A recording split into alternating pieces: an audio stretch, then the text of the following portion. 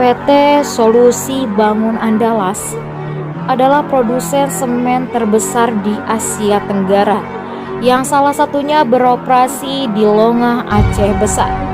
Tentunya aktivitas mereka akan mempengaruhi dengan kehidupan masyarakat sekitar. Bagaimana kehidupan mereka terganggu? Dan tentunya apa dampak dari kerusakan lingkungannya akan Rifani kupas tuntas di channelnya Rifani Munawar.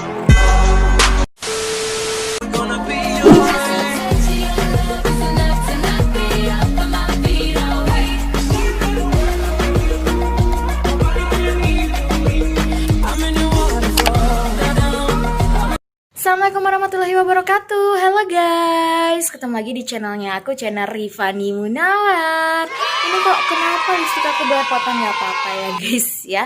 Hari ini Rifani mau kemana sih? Anak rantau jalan-jalan. Hari ini Rifani mau ke Naga Umbang. Ngapain sih ke Naga Umbang guys? Tentunya ada sesuatu hal yang akan Rifani terangin di Naga Umbang ya. Oke guys, jangan sampai kelewatan. Jadi untuk itu tetap terus tonton, subscribe, like, komen, juga share, dan follow IG-nya aku Rifani Munawar. Dan tentunya Rifani nggak sendiri, Rifani bakal ditemenin sama kakak Gilang ya. Jadi selamat menonton. Halo guysku, tebak Rifani lagi di mana nih? Udah pasti tahu deh kalian ya. Rifani lagi di Longah, Aceh Besar, tepatnya di PT Solusi Bangun Andalas ya. Lihat nih, pabriknya segede gaban banget ya guys ya.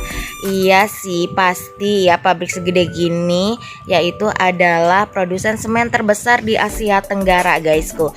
Yang pabriknya beroperasi salah satunya di Longah, Aceh Besar. Tentunya pabrik yang sebesar ini beroperasi pasti memiliki dampak kepada masyarakat ya. Dampaknya positif apa negatif sih? Nah, Rifani bakal jalan-jalan ke desa yang tepatnya bertetanggaan banget nih sama PT Solusi Andalas ini guys ya, yaitu Desa Naga Umbang ya guys ya. Nah, apakah dampak itu negatif? Apakah dampak itu positif? Apakah selama ini PT Solusi Bangun Andalas ini memberikan sesuatu yang luar biasa gitu ya, karena berdirinya pabrik sebesar ini ya, atau malah sebaliknya? Oke guys, kepoin terus ya, jangan sampai terlewati. Ini tuh pasti cetar dag Indonesia. Jadi jangan kemana-mana, tetap stay tune terus di vlognya aku. Assalamualaikum warahmatullahi wabarakatuh guys. Ketemu lagi di channelnya aku, channel Rifani Munawar ya. Tadi udah di opening dibilang Rifani mau kemana? Rifani mau ke Naga Umbang guys. Jadi apa sih yang ada di Naga Umbang? Nanti akan kalian lihat sendiri bagaimana keindahan alam yang ada di Naga Umbang ya. Tapi kali ini Rifani nggak sendiri, dan tentunya akan ada sesuatu yang sangat-sangat bermanfaat dan menambah pengetahuan ya. Rifani hari ini bersama Kak Yeni Kak Yeni Hartini. Kak Yeni Hartini ini asli sekali Naga Umbang ya. Lahir di Naga Umbang, besar di Naga Umbang, dan asli orang Naga Umbang ya Kak ya. Gitu ya. Iya betul sekali. Baiklah, tentunya kalian pengen tahu apa yang akan Rifani bahas. Jadi guys, kalian sudah tahu bahwa di Aceh ini telah berdiri PT SI ya, atau dulu dibilangnya PT SAI gitu ya Kak. Jadi Kak, PT SAI ini kayak semen Indonesia lagi gitu. Jadi pembuatan semen itu di sini ya Kak ya. Nah, Fani mau tanya nih sama Kakak, dari tahun berapa PT SAI ini berdiri Kak? Kalau setahu kakak sih berdirinya sejak 80-an. Masa itu kakak belum lahir lagi ya, karena kakak kan lahirnya 89. Tapi menurut cerita orang tua dulu itu berdirinya sejak tahun 80-an gitu. Jadi PT SAI itu guys sudah berdiri di tahun 1980. Kalian bayangin sampai tahun 2020 PT SAI ini masih berdiri. By the way, Kak ini tahu nggak sih yang punya PT SAI ini perusahaan Indonesia atau perusahaan asing? Kalau dulu perusahaan asing sebelum tahun 2020 ini ya, itu punya asing, tapi sejak 2020 kalau nggak salah itu udah jadi BUMN. Gitu. Udah jadi punyanya Indonesia. Jadi katanya udah jadi punyanya Indonesia. Nah Kak Eni, kan yang namanya pembuatan semen itu pasti otomatis yang dikeruknya itu sumber daya alam yang ada di Aceh ya. Jadi apa aja sih yang dikeruknya gitu Kak Eni, atau apa sih bahan-bahannya tuh apa aja yang diambil dari sumber daya alam di Naga Umbang sendiri itu, dan terlebih generalnya Aceh? Kalau bahan baku semen itu kan batu gamping ya.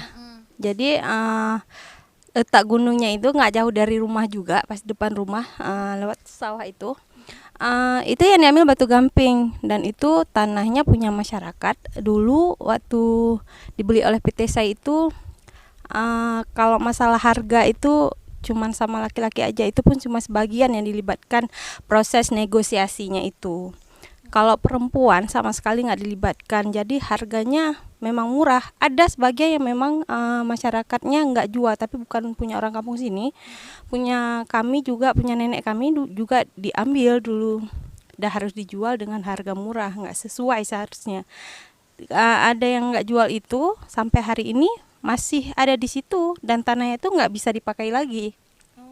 Kebunnya nggak bisa digunakan lagi.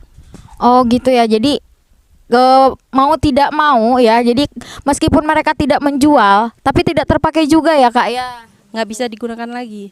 Jadi secara langsung dipaksa dong Kak untuk menjual. Ya secara otomatis ya dipaksa gitu. Nah, tentunya ketika harga turun itu perempuan tidak dilibatkan ya. Padahal guys ya, kalian tahu kalau masalah tawar menawar, harga mengharga itu perempuan yang paling jago guys. Jangan tanya lagi kalau di pasar emak-emak gimana ya.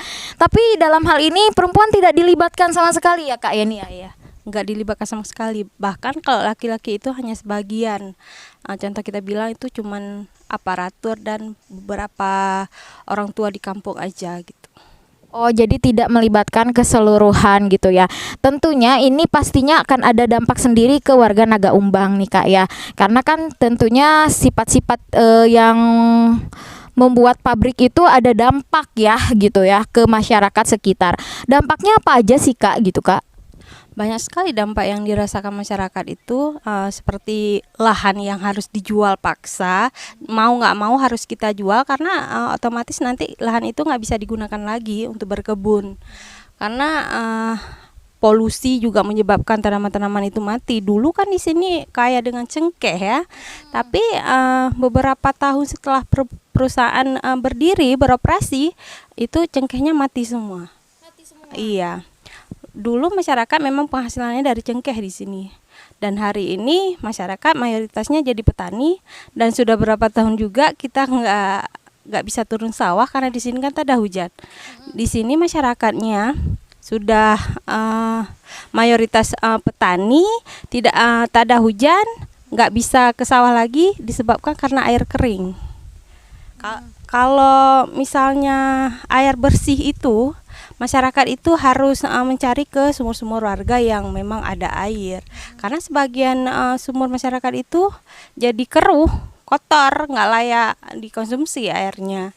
Sementara air itu kan sumber kehidupan, tapi hari ini masyarakat di sekitar perusahaan ini jadi kekurangan air bersih. Itu kalau menurut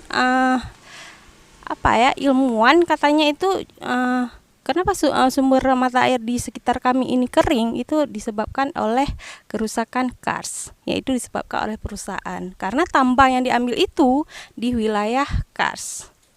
Oh, jadi mengalami kerusakan kars gitu ya, karena wilayah tambangnya gitu ya Kak ya, sehingga airnya tuh keruh gitu Kak, nggak bisa dipakai sama sekali. Ada yang memang nggak bisa dipakai sama sekali, bahkan ada air itu yang kayak di permukaannya itu kayak berminyak gitu. Airnya nggak bersih tapi berminyak lagi. Pokoknya nggak layak dikonsumsi. Jangankan untuk dikonsumsi, bahkan untuk mandi kita lihat nggak layak gitu. Jadi Kak, itu ada bantuan sendiri nggak sih dari pemerintah gitu, atau dari PT Sai-nya sendiri? Kan ini mengakibatkan warga gitu yang terdampak ya. Ada bantuan nggak sih Kak? Tapi dari CSR, perusahaan pernah mengupayakan supaya air itu ada untuk masyarakat Naga Umbang. Mereka mengupayakan menyambung pipa PDAM. Kalau kami memang ada jaringan PDAM, tapi airnya cuma ada di musim hujan aja. Bahkan air sumur juga ada kalau hujan. Saat kemarau juga masyarakat nggak ada air gitu. Dan Dari pihak CSR perusahaan sudah mengupayakan bekerja sama dengan PDAM, tapi sampai hari ini masyarakat masih kesulitan air bersih. Iya. Jadi guys ya, meskipun memang ada tindak lanjut dari pemerintah, baik dari anggota dewan, baik dari PT Sainya itu sendiri gitu. Tapi yang adanya musim hujan gitu. Kalau musim hujan ada air, kalau nggak musim hujan nggak ada ya Kak ya gitu. Nah kalau seperti itu berarti bukan solusi dong. Tetap aja masyarakat terutama perempuan yang menjadi korban dalam hal ini. Ya kalau para laki-laki mungkin kebanyakan bekerja di luar ya Kak ya. Sedangkan kalau para ibu-ibu di rumah itu harus ngurus anak, harus bikin air, harus bikin segala macam. Ujung-ujungnya perempuan sendiri juga yang sulit. Nah, kalau sekarang-sekarang gitu Kak, dampak yang tertinggalnya masih ada nggak sih, dampak dari PT Sai itu yang tertinggal di sini gitu, yang bisa Rifani lihat gitu, ada nggak sih Kak? Ada seperti yang diakibatkan oleh blasting, ada rumah yang retak, sumur yang amblas, itu ada di sini. Jadi blasting itu apaan sih Kak? Blasting itu proses pengeboman batu yang mau diambil untuk bahan baku semen. Jadi dibudagin gitu ya, biar bisa dikerok gitu ya. Jadi mengakibatkan keretakan-keretakan ya. Ada ganti rugi nggak sih dari PT Sai? Sebagian ada, tapi ada juga yang belum diganti rugi. Kalau sumur saya sendiri itu belum diganti rugi sama sekali. Ada yang diganti rugi, tapi tidak sesuai dengan kerugian yang dialami oleh masyarakat. Jadi kalau misalkan seperti itu, Kakak ada keluhan nggak sih ke aparatur kampung gitu, atau misalkan ke pemerintahan Aceh gitu? Ada ngeluh nggak sih Kak? Pastinya ada, kayak sumur amblas itu kita sudah berusaha buat proposal, kita ajukan ke perusahaan, tapi sampai hari ini belum ada hasilnya. Ada juga yang sudah diganti, itu waktu itu rumah yang retak, pas di saat blasting itu retak, langsung masyarakatnya ke Kuari 2 dan mereka masih ada di situ, itu ada dilakukan ganti rugi. Mereka memberikan bahan bakunya untuk ganti rugi yang retak-retak itu, tapi hanya untuk bahan itu saja. Oh, jadi gitu belum merata ya diganti ruginya gitu, baru sebagian ya Kak ya gitu. Jadi sedih banget ya teman-teman kalau ngedengerin cerita dari Kak Yeni gitu ya. Airnya menjadi kotor, rumahnya menjadi retak. Mirisnya lagi, kalau perusahaan kita bicara masalah kekeringan di desa di sekitar perusahaan itu, mereka tidak mengakui bahwa kekeringan itu disebabkan oleh perusahaan. Mereka mengklaim bahwa kekeringan yang terjadi selama ini karena kemarau. Padahal memang ada sangkut pautnya dengan perusahaan karena pengurusakan kars tadi kan. Kami di sini kan di sekitar kampung ini gunung dan ada gua-gua tempat penyimpanan air. Tapi kok bisa terjadi di desa di sekitar gua-gua itu kekeringan gitu. Dan pemerintah Aceh Besar juga seperti kurang mau bertanggung jawab. Kami kan pernah aksi ke Janto ya, kantor bupati. Yang Rifani buat ini, Rifani pingin banget ini tuh dilihat gitu sama orang yang berpengaruh gitu. Ada masyarakatnya yang masih sangat-sangat membutuhkan air bersih doang gitu. Air bersih doang gitu.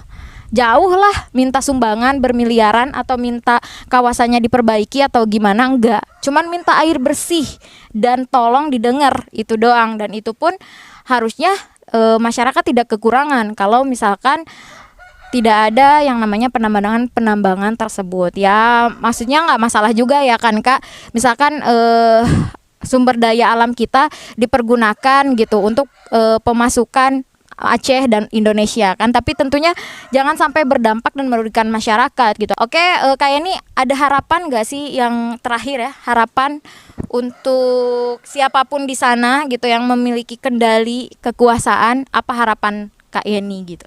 Ya, kalau harapan sekarang yang paling besar itu tolong dong pemerintah yang ada, khususnya Aceh Besar ya, kalau memang PAD itu banyak dari perusahaan besar jumlahnya, tolong dong untuk masyarakat cukupkan air bersih untuk kami. Sebenarnya bahkan sumber air yang besar pun sudah kering, sudah mulai kering, kayak di Pucuk Krung kan sudah nggak terlalu banyak lagi airnya. Kalau dulu melimpah ruah airnya, tapi sekarang sudah mengering.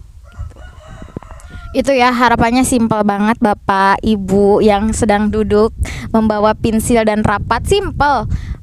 Bagaimana ini terjadi dan harus diberikan solusi. Mudah-mudahan ditonton ya. Biasanya kalau udah kayak gini ditonton Kak ya, biasanya gitu ya.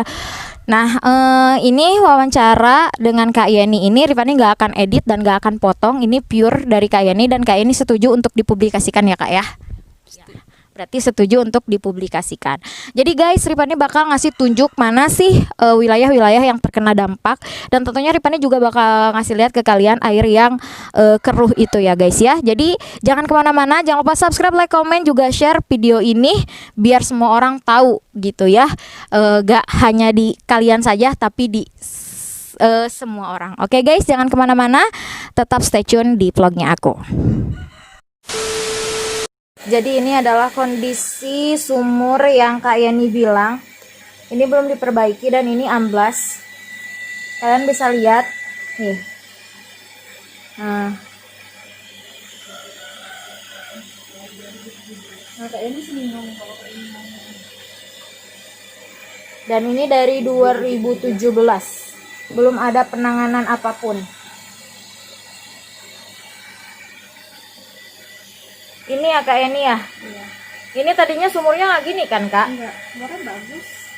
Nyatu sampai ke atas, tapi itu waktu Kali ini aku sama Kak Gilang mau pergi ke daerah atau ke kawasan PT SAI, dan tentunya aku bakalan ninjau rumah-rumah yang rusak dan sumur-sumur yang rusak juga guys. Jadi check it out.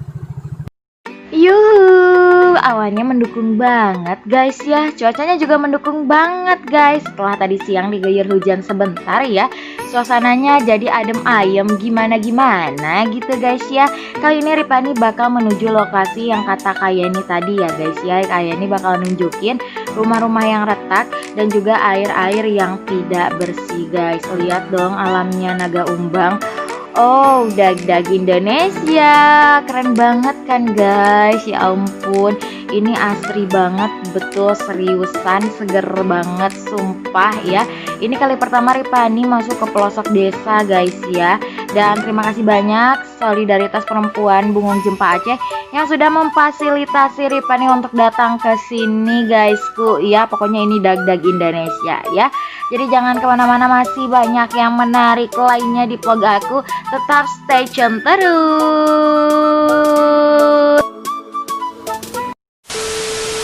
Guys, dari kejauhan pun kita udah bisa ngelihat airnya keruh banget. Dan ini air yang sehari-hari dipakai sama santri guys. Pakai wudhu. Dan ini dikarenakan karsnya terganggu sehingga air yang muncul dari dalam tanah itu tidak bagus seperti air-air di gunung lainnya gitu. Iya benar, keruh banget.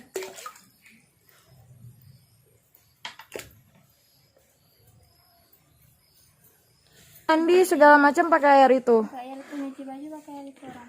Gak ada ngerasa gatel badan? Atau Ada kayaknya orang tuh. karena udah terbiasa ya? Tapi airnya baik hujan maupun gak hujan tetap gini ya? Kayak gitu, tapi kalau hujan lebih kuning lagi. Lebih kuning lagi. Berarti dari dasar airnya udah munculnya kotor ya? Oke. Kelas berapa adek nih? Terus 3 sampai.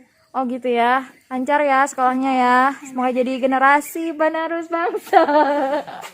Terima kasih adik. Sama-sama Kak. Makasih Kak Eni cantik. Guys, aku mau masuk ke rumah yang retak.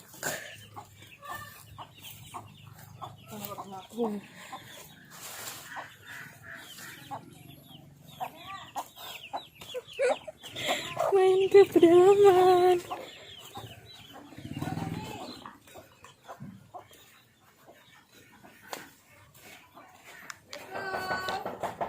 Karena apa namanya tuh blasting itu ya Kak ya? Ini ya retak. Iya di sini itu lagi tuh masih kecil. Yang mana Kak? Oh iya, retak-retak kayak gini ya Kak ya. Jadi kalau misalkan ada blasting lagi gimana dong Kak? Akan mengalami keretakan lagi nggak? Ya, kok lama-lama jadi roboh. Ah, itulah ya kan Kak.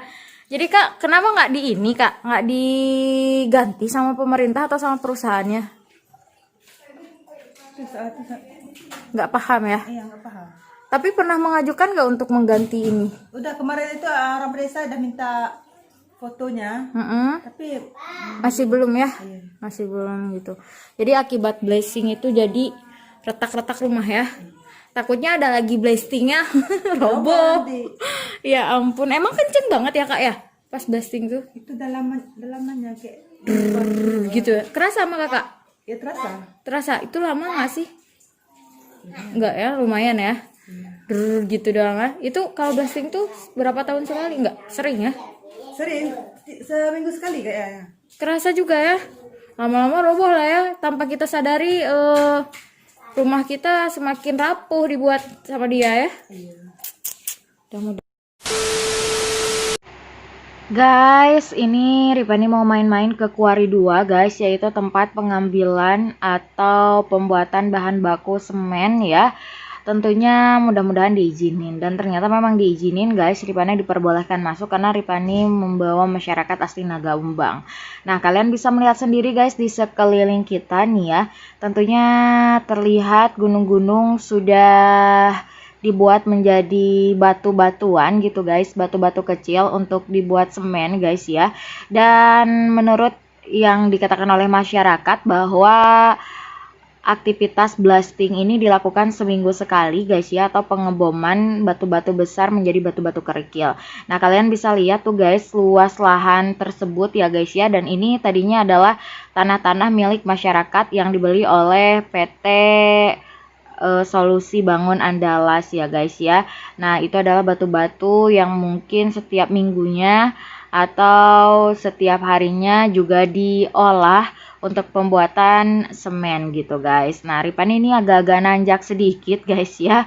Aduh ngeri-ngeri gimana gitu ya. Nah, kalian bisa melihat pemandangan yang indah sekali, hijau gitu ya, gunung-gunung yang hijau beserta dengan alat-alat berat ya, karena kalian sudah tahu bahwa ini adalah Kuari 2. Pastinya bakalan banyak alat-alat seperti itu di sini guys ya. Lalu kita akan kemana lagi guys? Kita akan menuju ke sana guys, di ujung ya. Kita akan melihat bagaimana tempat-tempat lainnya di sini ya. Tentunya ya tidak jauh-jauh, yaitu bagaimana mereka mengambil bahan-bahan dasar untuk semen tersebut guys ya. Nih lihat Kakak Yeni dan Kakak Ayu di depan sana sudah mulai gitu ya guys ya, membawa anak 2 tapi tetap strong gitu guys ya. Nah, kalian bisa lihat ya di pinggir aku ini batu-batu yang sudah dihancurkan guys. Itu batu-batu bahan baku, bahan dasar semen. Kalau sekarang itu nggak dipakai terlalu banyak lagi karena memang stoknya kan udah nggak terlalu banyak nih. Kalau dulu ini gunung yang tinggi, yang subur, hijau sekali. Kayak ini. Iya, seperti itu, seperti gunung yang di sana. Tapi sekarang ya kayak gini jadinya. Jadi kayak gini ya, dikeruk ya. Ya. Wow. Guys, aku lagi di kawasan Kuari ya, lebih tepatnya itu adalah Kuari 2. Jadi lebih tepatnya itu ngambil semua bahan baku untuk PT Sai itu dari sini gitu. Jadi dulunya itu lahan ini tuh kayak gunung di sebelah sana guys, tapi sekarang udah jadi bebatuan, dikeruk dan dikeruk lagi gitu guys.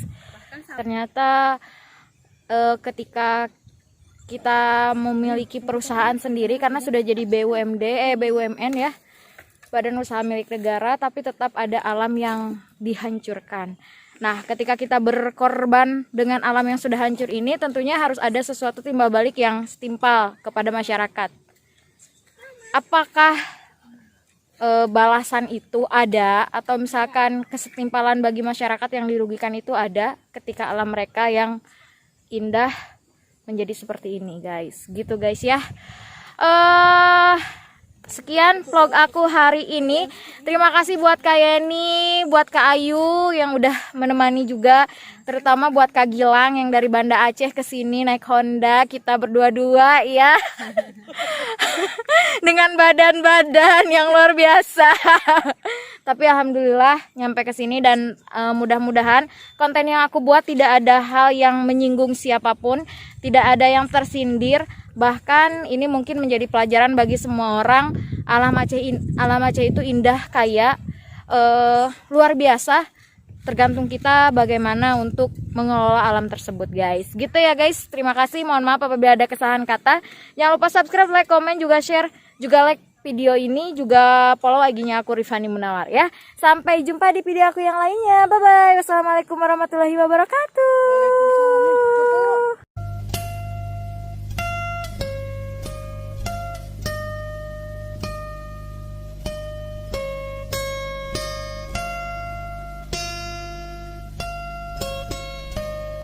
Alam juga bisa marah, alam juga bisa menangis jika dirusak.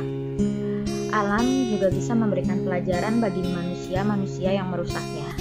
Maka jagalah alam, maka alam juga akan menjaga kita. Semangat guysku.